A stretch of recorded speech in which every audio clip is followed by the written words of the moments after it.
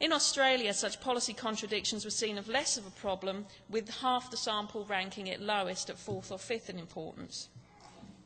What was noted in the Australia case, however, was an example of an Indian immigrant IT corporate officer who was seconded to the Indian market on behalf of an Australian IT company. He was subsequently denied Australian citizenship due to his lack of Australian residency, even though he was generating income for an Australian company. This form of territorial nationalism clearly contradicts the nature of transnational capitalism that characterises the growing IT sector. The third point that I would like to cover is interjurisdictional learning. During this period of research between 2008 and 2010, a number of important shifts occurred in Canada and Australia's relationship with India, particularly in terms of immigration policy. In the case of Canada, a couple of reports were commissioned by CIC and Stats Canada to provide a comparative review of Australia and Canada's immigration, and they were done by an Australian academic, Leslie-Anne Hawthorne. Hawthorne's reports made a compelling argument regarding the success of Australia's two-step migration process in terms of international students and their more targeted approach to skilled permanent immigration. Hawthorne argued that selection policy in Australia pays greater attention to the quality of educational credentials possessed and uses an external assessment of language skills, which, she argued, produces better labour market outcomes. Also, the two-step migration process Australia developed for international students led to permanent residency, and Hawthorne argued that this created more labour market-ready skilled immigrants. Australia also has a far more restrictive approach to family class immigration, as I mentioned. Recently, Canada has begun to adjust elements of its immigration policy that will impact Indian immigration. CIC has cut back on family class immigration from India from 4,500 last year to 2,500 this year.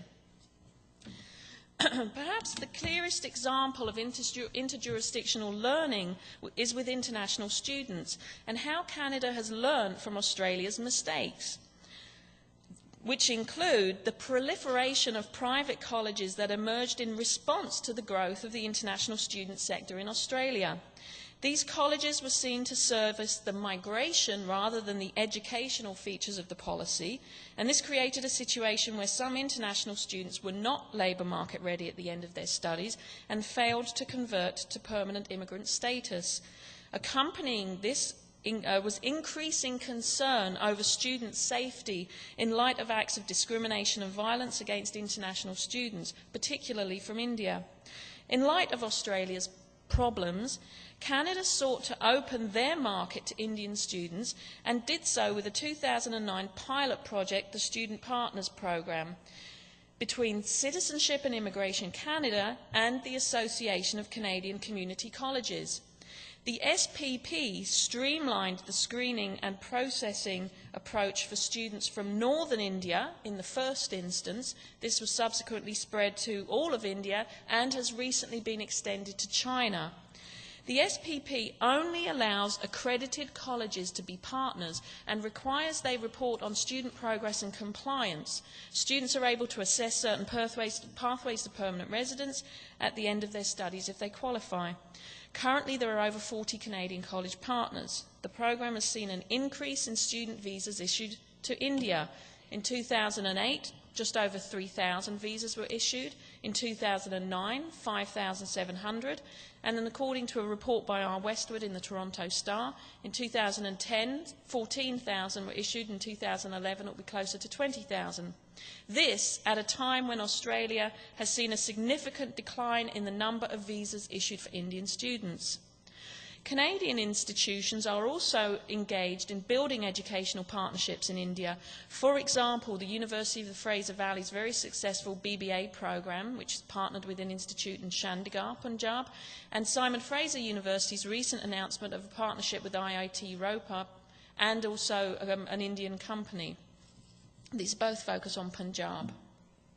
So, in conclusion, I hope that this will contribute to the grown-up conversation Justin Trudeau hopes we'll have on these issues.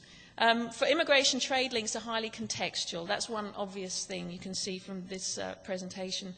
Undoubtedly, the Canadian and Australian context differs from the US one explored by Saxenian and her research on transnational Argonauts, but it does still encourage us to understand how state structures of trade promotion, immigration management, and international relations articulate with each other. As such, we need to pay greater attention to the territorial and social specificities of immigrants and how they relate to trade flows. The India-Canada case highlights how immigration trade links are not about aggregate numbers or macro-spatial links, but instead are highly reflective of socio-specific network formations that are historically and culturally distinct.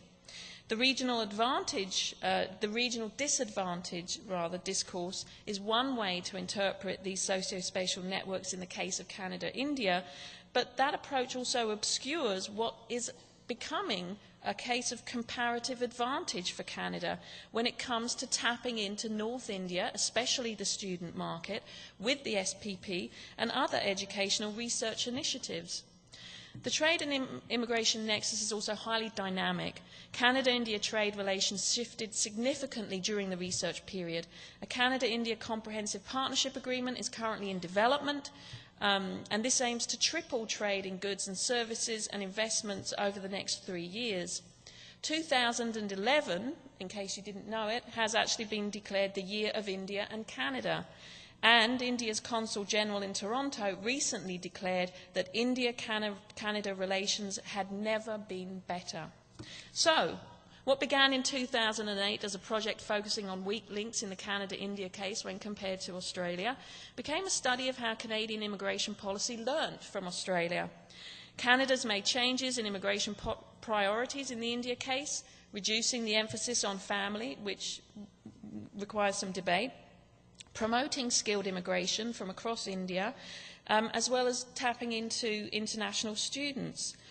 The development of these seemingly successful series of policy tools have been developed in such a way to prevent the repetition of some of the problems experienced in Australia, hence this interjurisdictional learning.